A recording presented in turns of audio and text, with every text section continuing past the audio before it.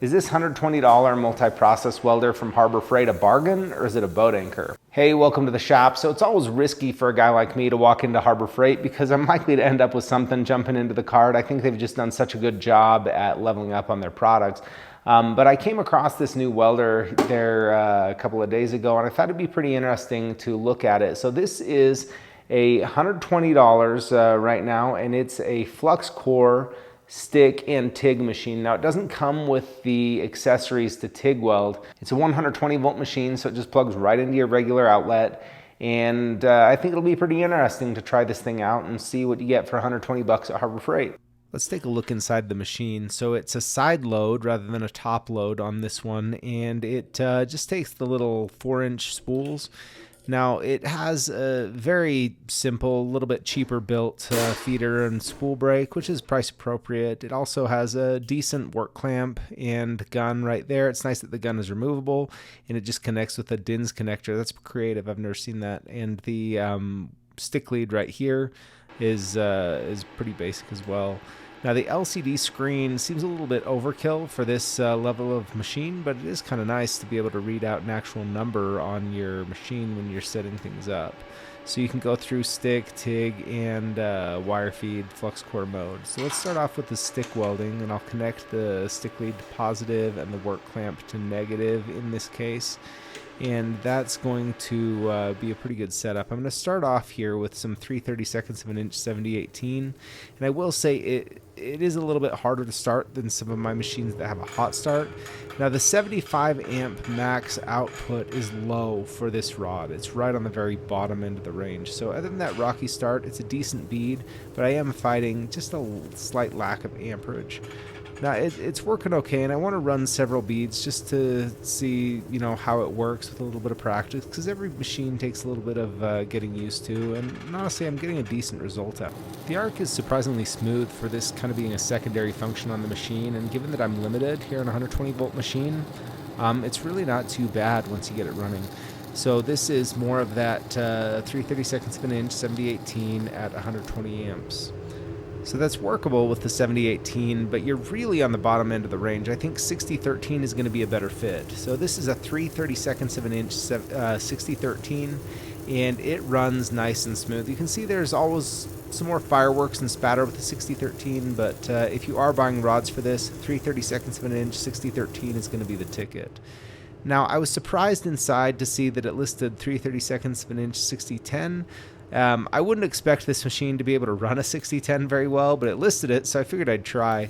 Now, you don't really need to be able to run a 6010, and I'm sure struggling with this. I can't get it to really run very good right there, so kind of like I expected. I soaked one in water, which can help them run better. You guys can debate that in the comments whether that's a good idea or not, but either way, it is able to sort of run, but I wouldn't plan on running 6010 practice drills on this anytime soon.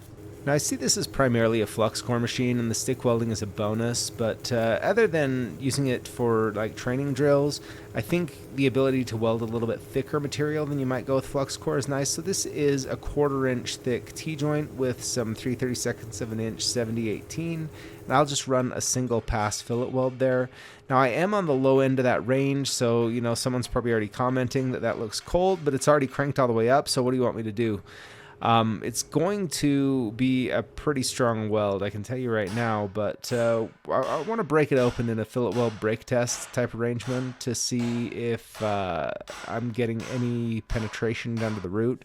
It held up really surprisingly well and just would spring back, so I'm going to help it out a little bit by scoring a line with an angle grinder. This is a good way to test if you got penetration down to the root. You're just looking after you break it open to see if it penetrated and consumed the root of that joint, and I'm not really sure what to expect because I've never run a 7018 3/32 of an inch on this low of amperage. Now I did get down into the root of the joint there a little bit, but just barely in some portions, and in some portions you can see that straight line where it didn't actually penetrate in. So it's right on the edge, but I did have a pretty strong weld. Definitely, I think, better than I'd have with the flux core. Now let's switch over to flux core because that's primarily what this machine is likely to be used for. Now I'm going to go ahead and feed some wire through the gun, and I've removed the contact tip just to make it a little bit easier to feed out the end. And once I see that wire, I can slide the contact tip on, and I'm going to be ready to go. And I'm starting off here with some 16 gauge sheet metal, and it's welding really well. I'm probably moving a little slower than I need to, but generally speaking, with these little flux core machines, it's almost always, it feels like a really slow process to me. I'm usually running machines that I push a lot of amperage through so I can move fast. But it's getting the job done here. You can see a lot of spatter, but those big spatter balls actually brush off for the most part, so they're not that big of a deal. And you can see I am getting some penetration through to the back side, so it should work out pretty good. Now the weld here isn't going to win any beauty contests probably, but it's definitely functional and it will work for most things. Now let's look at some tubing. I think square tubing is one of the most useful materials. I use it the most. Now there are two types of joints on here. I have a couple little fillet welds on these inside corners here to run, and then I have a couple on the face. Now notice I'm using a drag angle for all of the welds because of that slag. It's not as big of a deal with this self-shielded flux core. It's pretty light slag, but once again, not going to win any beauty contests, but it's certainly a functional weld, and you could build a lot of things with square tubing, whether it's a go-kart frame, bookshelf, anything like that. Now I want to crank this up and use it on some 1/8 inch thick plate here and see how that runs. And I like how it runs on the 1/8 inch even better. I think you may be able to push to 3/16 in a pinch with the flux core, but I probably wouldn't go beyond that.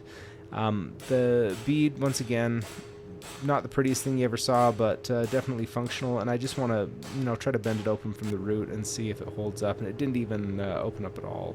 All right, well, let's talk about this. So for $120, it's crazy to me that you can buy a welding machine. When you think about all the different parts, the boards, the motors, the leads, the wire, I mean, it's a huge bill of materials on this, and they have to manufacture all of that, assemble it, package it, ship it, warehouse it, retail it, and with a coupon, you get it for about $100.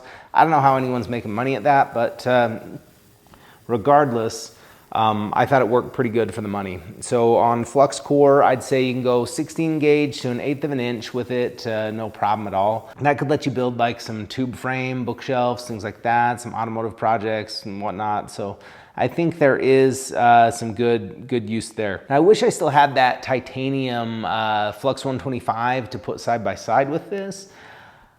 From my recollection, I think the arc was actually a little bit better on that one, and that makes sense because it comes in at $150 and it's dedicated flux core, where this is $120 and it's I think Berger is supposed to be positioned as the next brand down, and it's a multi-process, so that makes sense. But this works pretty good. The stick welding function, the arc was pretty smooth, but that 75 amp sealing on it really limits you. I was able to burn 3/32 of an inch 7018 all the way from the tip down to the numbers, and I'm on the very low end of the range for that rod, but it did work.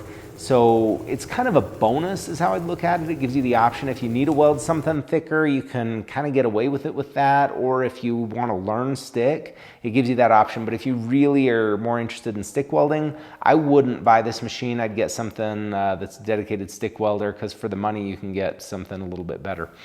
Now, this type of machine is not built with top tier components. So if you're going to be, doing a lot of welding, it's probably not going to last as well, and it's not going to perform. It doesn't perform like, a more expensive higher end machine, obviously. So that's something to think about. You probably outgrow it if that's what you want to do. But if you just want to do some stuff around your house, you want to have it for some repairs, or you want to just have an extra little machine in the back of your truck for whatever might come up, I think it's a pretty good fit for that. Now, if you are just starting out with welding, I've put together some affordable online courses that you can complete at your own pace. I walk you through the whole process step by step, and I trim out all the unnecessary information so you can focus on just the essentials that make a difference. So be sure to check those out if that's something you're interested in. Thanks a ton for tuning in today. If you enjoyed this or learned something, let me know by hitting that thumbs up or leaving me a comment below. We'll see you next time.